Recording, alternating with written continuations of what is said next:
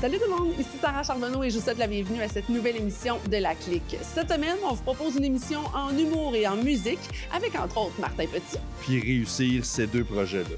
C'est un ou l'autre. La musique de Damien Robitaille. C'est ça que le public aime beaucoup. Alors moi, ça m'a poussé à aller vers cette direction-là. Et une belle découverte musicale, Tom Folly. En étant moi-même, en faisant ce que j'aime, en étant authentique, je me suis rendu au but. L'humoriste Martin Petit nous revient avec un 5e one-man show, Un monde meilleur avec Martin Petit. On a eu le plaisir de s'entretenir avec lui ici même au Don Vegan pour parler de ce nouveau projet et de plusieurs autres.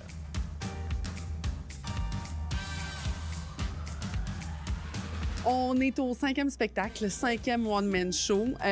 On a l'impression que tu nous as quittés, mais tu nous as pas quittés. C'est juste que tu traînes un peu plus au bordel depuis quelques années. Comment tu te sens de revenir sur la grande scène pour ce nouveau spectacle? Je vous ai concocté pour l'occasion un beau petit spectacle. Tu nous as fait à manger? Je vous ai fait à manger parce que je vous aime. Puis, ouais, c'est ça, j'ai fait un beau... c'est un beau mélange. Tu sais, j'écris beaucoup dans les dernières années, tu sais, donc je fais le ménage. Tu sais, j'écris quasiment 2 one-man shows avant de piger puis de choisir il est où le one-man show dans ce tas de jokes-là. Fait que j'ai fait ma sélection, puis on dirait que cette fois-ci... c'était très clair ce que j'avais envie de communiquer. Donc, le show s'appelle Un monde meilleur. C'était mon titre de travail. Puis c'est resté mon titre de show. Parce que c'est ça être un adulte, puis c'est ça être un parent. C'est que tu fais des sacrifices pour qu'un jour, quelqu'un en profite. Mais quand t'es humoriste, c'est un peu ça, mais en plus petit.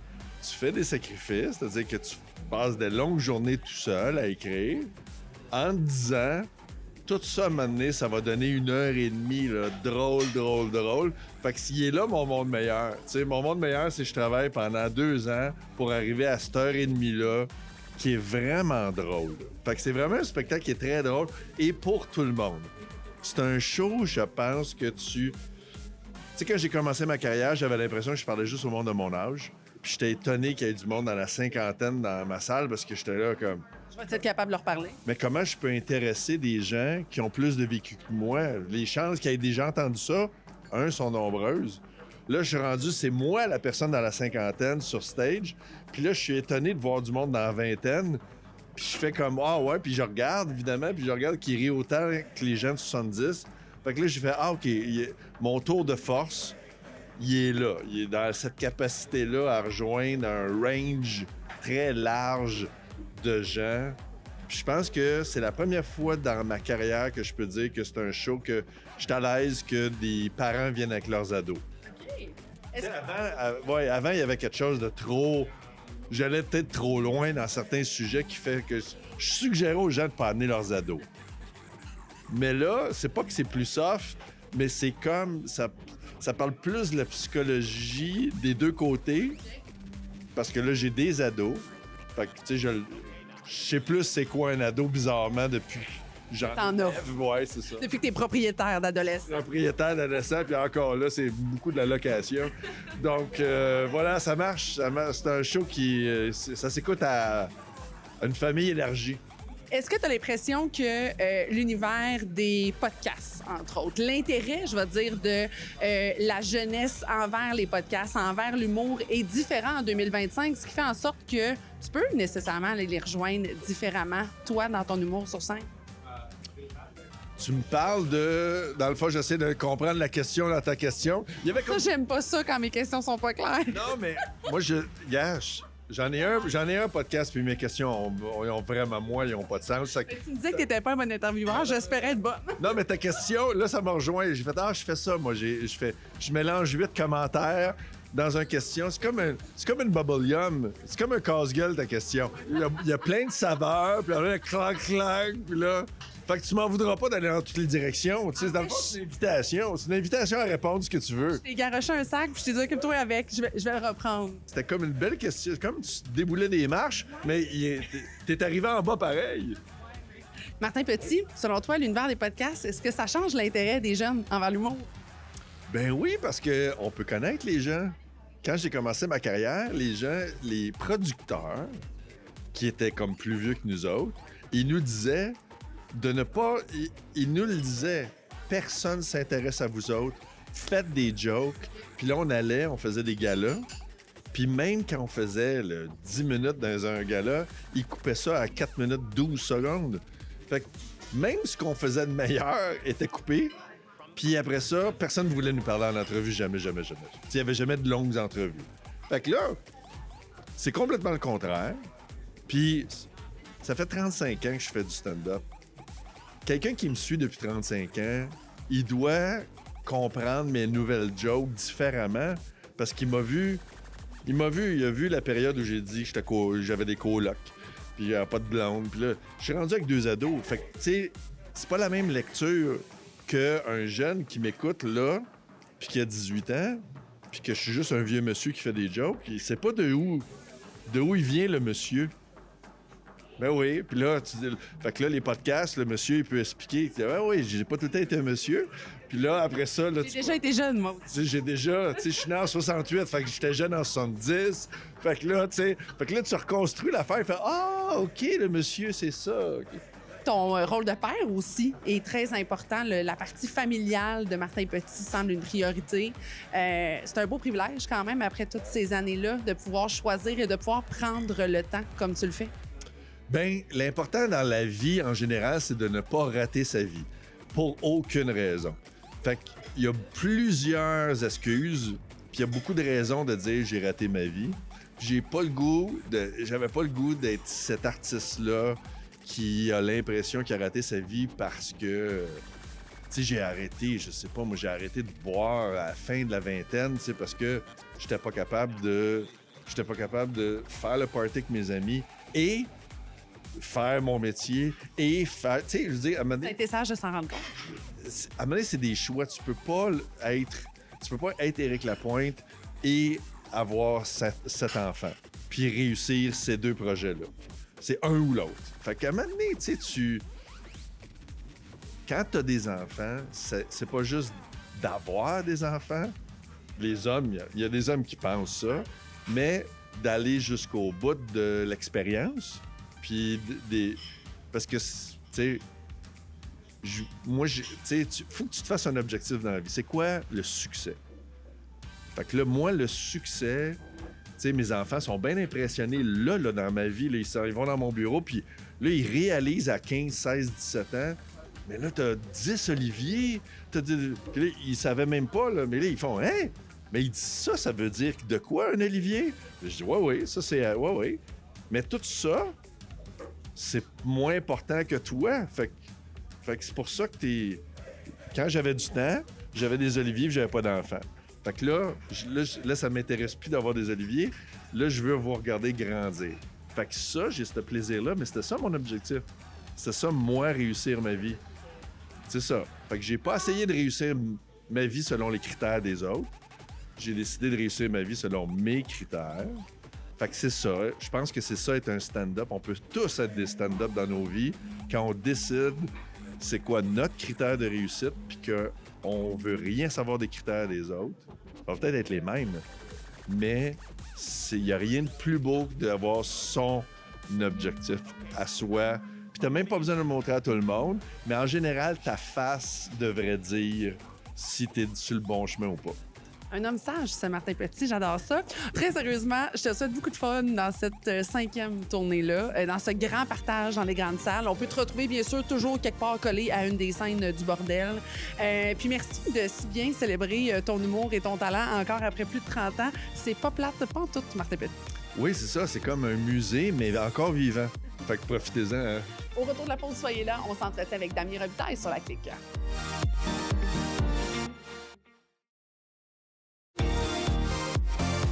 Damien Robitaille nous présente enfin un 6e album studio, l'album Ultraviolet. Question de se donner un avant-goût de son univers complètement funky, vous allez le voir. On a eu le plaisir de l'accueillir ici même à l'atelier sur Grande Allée. C'est un plaisir pour moi aujourd'hui de recevoir pour une première fois sur la Clique Damien Robitaille. Très heureuse de t'accueillir aujourd'hui. Merci beaucoup. Très heureux d'être là. Enfin, un nouvel album studio pour toi, 6e album. Après ton album de Noël qui datait quoi de 5 ans, si je me trompe pas? Ouais, l'album de Noël, c'était en 2019. c'est un vrai album parce que c'est des albums, des chansons originaux. Mais si on parle d'un album pas de Noël, qu'on peut jouer à la longueur de l'année, c'est 2017, c'est la dernière fois. Alors, ça fait quasiment 8 ans depuis un disque de chansons originales normales. Alors quand même, ton monde qui te suit assidûment depuis plus d'une vingtaine d'années attendait avec impatience cet album-là. L'album Ultraviolet, issu bien sûr d'une des chansons sur l'album. Pourquoi tu as choisi cette chanson-là plus particulièrement? Comme titre, comme pièce titre, ben, je trouvais que parmi toutes les chansons, c'est le plus beau titre pour un disque parce que ultraviolet, c'est beau ça. Le mot, déjà, violet, c'est beau, mais ultraviolet. Tu vois la couleur, la chaleur. Puis souvent, le thème de la lumière revient dans plusieurs chansons. Il y a une chanson qui s'appelle Aurore boréale. Dans le kaléidoscope, on a de la lumière. Dans le limousine, on sent il y a le soleil qui se couche. Dans Point de non-retour, il y a une lumière à l'horizon. Ouais, il y a plein de... Alors, je me dis, ça vient englober tout ça. Ultraviolet aussi, qui est une couleur très associée au fluo des années 90. On retrouve beaucoup les années 90 sur différentes formes, que ce soit dans le country, que ce soit dans le synthétiseur. Quelle est ta relation avec cette époque-là musicale? Les 90s, j'étais adolescent. J'ai eu beaucoup de choses qui sont passées dans les années 90. Appris à conduire, appris à jouer de la guitare, appris à danser, du breakdance, je faisais ça un petit peu. Je faisais un peu de swing aussi. Il y avait le mode de swing à un moment donné dans les années 80. Le ska aussi. Oui, le ska. Non, c'était vraiment... c'était mes années de secondaire, cégep, là, parce que là, il n'y a pas de cégep en Ontario, mais ouais, alors... J'ai baigné dans la musique dance des années 90. Je faisais beaucoup de grunge aussi, puis le Pearl Jam, Nirvana, tout ça. Il y avait plein de styles de musique dans les années 90. On était gâtés. Aujourd'hui, on regarde ça avec un œil nostalgique, là, mais c'était vraiment une belle époque. Mais quand même, on voit que ça teinte tes influences aujourd'hui en tant qu'auteur-compositeur et nécessairement interprète. Est-ce qu'il y a des artistes qui ont, ou peut-être des inspirations qui ont particulièrement teinté cet album-là? Bien, c'est sûr. Moi, durant la pandémie, toutes les vidéos que j'ai faites, j'en ai fait 350. Alors, puis les plus gros hits, c'est souvent les chansons des années 90. C'est ça que le public aime beaucoup. Alors, moi, ça m'a poussé à aller vers cette direction-là, dans les interprétations, mais aussi en composition. J'ai comme redécouvert une passion pour jouer du technotronic et tout, mais seul au piano, tu sais, avec mon tambour. Et là, je me suis mis à composer de cette façon-là aussi. J'aimais trop ces rythmes-là, de dum, dum, dum, dum, dum, dum, comme un genre de What is Love. Ah ouais, alors je dis pourquoi pas prendre ces rythmes-là, ensuite je dis ajouter une guitare acoustique dessus, ça va rendre ça comme c'est comme du dance, mais c'est comme du rock, pop en même temps. Alors ça fait un bon mélange. Tu nous fais voyager autant physiquement, j'ai envie de dire, dans cet album-là que musicalement parlant. La chanson qui te touche plus particulièrement sur les 9 de l'album Ultraviolet, là, je sais que c'est comme demander à un parent c'est lequel de ses enfants le préféré, mais y en a-tu une qui te parle davantage sur cet album-là? Qui me touche? Je sais pas, moi, là, comme... Chacun va avoir une émotion différente. Là, disons, comme une chanson comme Limousine, là, je la trouve touchante. Là, ça me fait penser à un bon road trip que j'ai fait avec mes filles dans le passé. Là, puis la musique est très planante. C'est très beau. Mais j'aime beaucoup She's Got That Je ne sais quoi. Pour la mélodie, comme même avant que j'avais les paroles, j'avais la mélodie et tout. Et j'adorais cette tune-là. J'avais tellement hâte de mettre un texte dessus. Et là, quand j'ai trouvé le filon anglais-français, j'ai dit jackpot. Et on se disait justement en micro que cette chanson-là, ça faisait longtemps que tu avais l'idée de justement varier entre le français et l'anglais sur une chanson, pas juste le faire comme typiquement à la radio, on l'entend. Et là, tu le fais littéralement phrase après phrase après phrase. Ça donne l'une de mes chansons préférées sur l'album. Qu'est-ce qui a fait en sorte que ça t'a pris 20 ans avant de pouvoir mettre tes deux langues, je vais dire, sur la même chanson officiellement de cette manière-là? Disons qu'avec... Tu sais, moi, j'ai honte à rien. Moi, l'anglais fait autant partie de ma vie que le français, mais je me permettais jamais de chanter en anglais. Parce que j'avais peur que, tu sais, moi, quand j'étais jeune à l'école, tu parlais en anglais, tu te faisais chicaner. Parce que c'était nécessaire pour garder le français vivant, parce que c'était tellement fragile là-bas. Mais rendu ici au Québec, là, j'ai encore cette mentalité-là, comme, oh non, si je parle en anglais, quelqu'un va me chicaner. Mais je commence à voir que c'est pas le cas et que les gens aiment ça quand je chante en anglais. Moi, j'aime ça chanter en anglais et tout. Et là, avec toutes les vidéos que j'ai faites, ça m'a permis de gagner un nouveau public partout à travers le monde. Alors, je dis, pourquoi pas? Laisse-toi aller, Damien. Tente ta chance, là, puis fais 2 tonnes en anglais, là, puis ça va faire du bien, ça. Les gens vont... Puis on sait jamais qu'est-ce qui pourrait arriver. Définitivement, puis le résultat est vraiment impeccable. Tu parles des vidéos. Bien sûr, la pandémie, je pense que tu es une des seules bonnes raisons pour lesquelles on aime parler de la pandémie. Tu l'as dit, plus de 350 vidéos au travers de notre écran. Des reprises en veux-tu, en v'là. Tu as été touché des gens partout dans le monde. Pensais-tu que ça allait autant rayonner à l'international que ça, ces reprises-là que tu nous as offertes durant la pandémie? Ben, je l'espérais. Puis, alors là, comme jusqu'à date, j'ai tous les continents sauf l'Asie et l'Afrique. Alors, il y a encore de la place. Il y a encore de la place pour grandir. L'Asie. Hey, j'ai quand même fait Gangnam Style, tout en coréen. J'ai fait une tune en japonais, une ou deux. Alors là, j'espère percer ce marché-là. De temps en temps, je vois un conte là, comme écrit en japonais. Je dis, oh, comment c'est le temps? Ah, non, mais ça... Faudrait, d'après moi, que tu nous offres la reprise de, APT, de Rosé puis de Bruno Mars. D'après moi, là, tu aurais peut-être une fenêtre actuellement. Là, tu vas me dire, Sarah, tu me fais faire de la job. Mais d'après moi, l'algorithme Instagram te servirait en ce moment. Oui. C'est ça, il faut suivre l'algorithme. C'est drôle. C'est mes filles qui écoutent ça tout le temps. APT. C'est le genre de chanson pour de vrai rythmer que je suis sûre que ça tirait comme un charme. Oui, c'est ça. Ouais, j'y pense. Ouais, ça irait bien, ça. Ou je pensais même pour l'Asie, I got my pen, pineapple pen, pineapple, apple pen. Ça serait pas pire, celle-là aussi, je pense. Alors, on a tes 2 projets officiellement décrits sur la table. On va te faire travailler. Ben oui. Alors, konnichiwa à tous mes fans en Asie. Damien, on va te souhaiter bien sûr beaucoup de plaisir à travers cette aventure-là qui est ultraviolette. On va continuer de te faire... On va souhaiter que tu continues de rayonner autant à l'international. Et quand tu auras terminé de pratiquer ton APT, j'aimerais, s'il vous plaît, l'avoir en inbox. Question de voir qu'est-ce que ça va donner comme résultat. Très bonne idée. APT. Restez là sur la clique. Dans quelques instants, on découvre un talent d'ici, Tom Folly.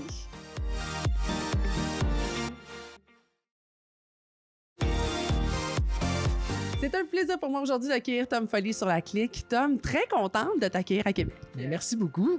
D'abord, tu as été une découverte pour nous et notre équipe. Puis il faut croire qu'on n'est pas les seuls. 100 000 écoutes sur ton premier album, que ce soit de la région de Québec, que ce soit ton coin dans le coin du Lac-Saint-Jean ou partout en province. Il y a un beau hype en ce moment autour de toi. Est-ce que je me trompe? Non, effectivement, j'ai une belle dose d'amour là, de la part de mes confrères au Lac-Saint-Jean, Saguenay, mais aussi Québec, Montréal.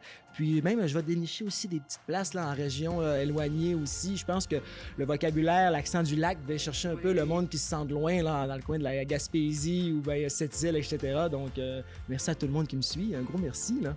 Et là, 2e album qui se présente, lancement dans ton coin à Saint-Gédéon le 7 février prochain.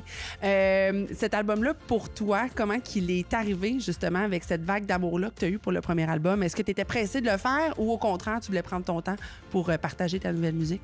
Je voulais prendre mon temps. Ça a quand même pris 2 ans avec l'autre album, mais je me suis fait surprendre par au-dessus de peut-être 70 shows en 2 ans. Le monde a vraiment aimé ça et on a eu des publics mixtes. Le monde a été un peu plus âgé, vient nous voir. Une fois, il y a des enfants. L'autre fois, c'est des ados. C'est à Québec, ici, au centre-ville. Donc, vraiment éparpillé. Puis le 2e album, il s'appelle Le fromage en grains parce que c'est comme, je pense, beaucoup de ressemblances. Un sac de fromage en grains, quand on l'ouvre, c'est difficile de ne pas passer à travers, de 1. De 2, tous les morceaux sont pas pareils. Moi, j'ai du reggae, j'ai du rap, j'ai un peu de folk aussi à travers tout ça. C'est pas des morceaux parfaits. Un morceau de fromage en grains, c'est pas nécessairement beau. C'est plate, la perfection. Mais c'est très bon, par contre. Fait que, je pense que c'est, y a beaucoup de ressemblances. Fromage en grains aussi, ça vient un peu de la région. On connaît bien le fromage quick. Ça vient aussi des places de poutine. Donc, une belle image, je trouve, du projet. Là.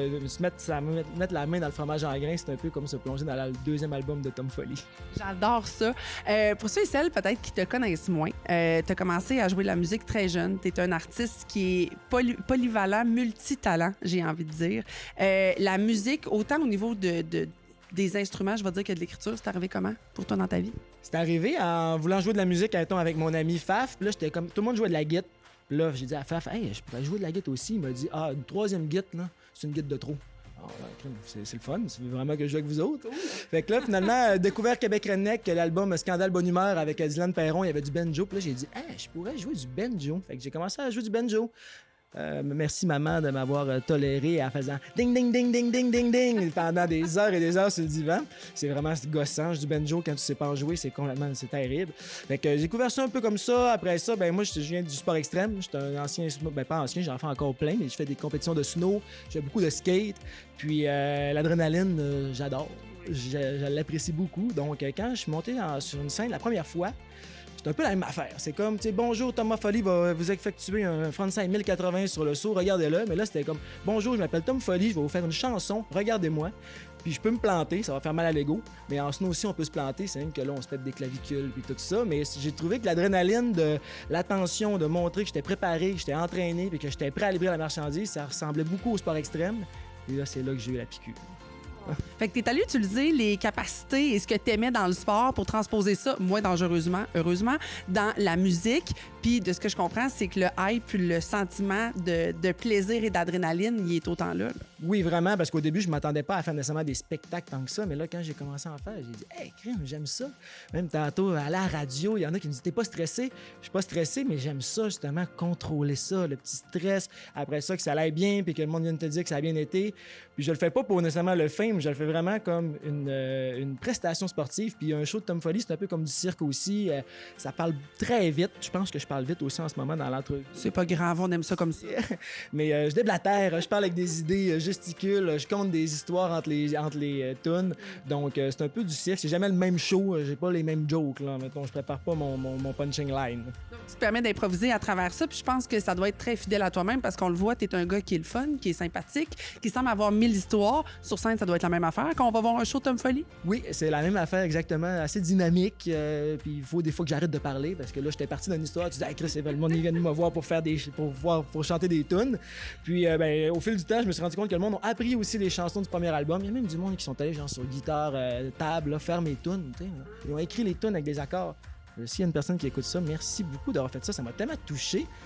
Puis cette dose d'amour-là, je l'apprends tranquillement. On apprend, je pense que c'est nouveau, puis c'est dur pour tout le monde d'avoir cette dose-là, puis de l'absorber de façon intègre, parce que sinon, faut pas que ça monte à la tête.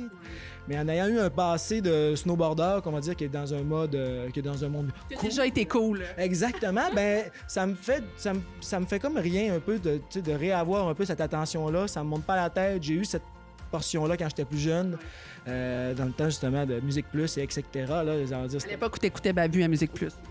Tellement, là, on va dire, c'est exactement ça. Spam aussi, de toutes les affaires de snow qu'il y avait. Là, moi, j'étais de la région, je regardais ça qui se passait à l'extérieur. Puis j'étais là, je veux faire ça. T'sais.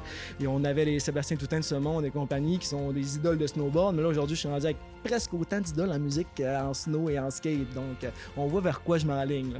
J'entends que tu es très reconnaissant de l'amour qui t'est donné dans ta musique. Est-ce que le fait de pouvoir partager, justement, avec ton public, avec peut-être des gens qui t'écrivent sur les réseaux sociaux, c'est quelque chose de le fun pour toi qui est important dans ta carrière d'artiste? Oui, surtout d'interagir après les spectacles. J'aime les vraies personnes, j'aime le vrai monde.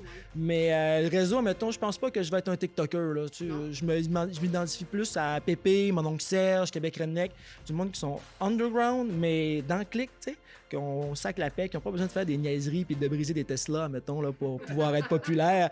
Donc, je m'identifie avec ça. Puis dernièrement, j'ai été étiqueté comme ça aussi par une fille qui m'a écrit. Elle m'a dit « Hey, j'aimerais ça que tu viennes jouer à mon bar. On a reçu tel artiste. » J'étais tellement content que les artistes qu'elle m'énumérait, La lignée était bonne. c'était les artistes que moi, je me suis identifié depuis le début que je voulais faire de la musique comme eux.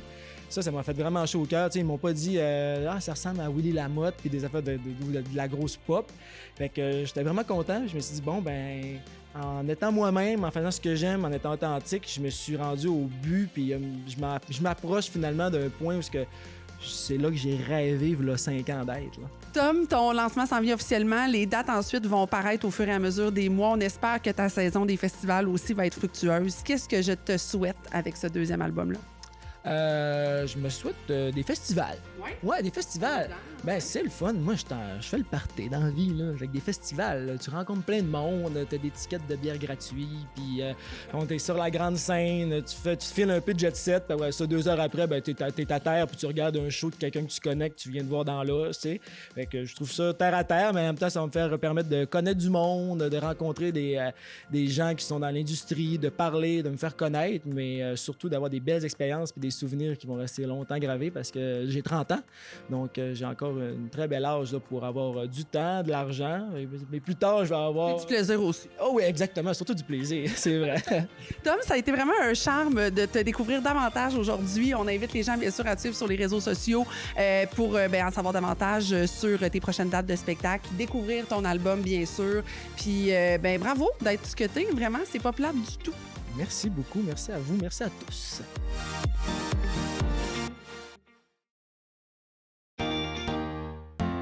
Alors voilà, c'est ainsi que l'émission se conclut cette semaine. J'espère que vous avez apprécié nos différentes rencontres. Pour revoir nos précédentes émissions de La Clique, c'est sur le site web de Télémag que ça se passe ou encore sur le laclique.com. Mon nom est Sarah Charbonneau et je vous retrouve la semaine prochaine.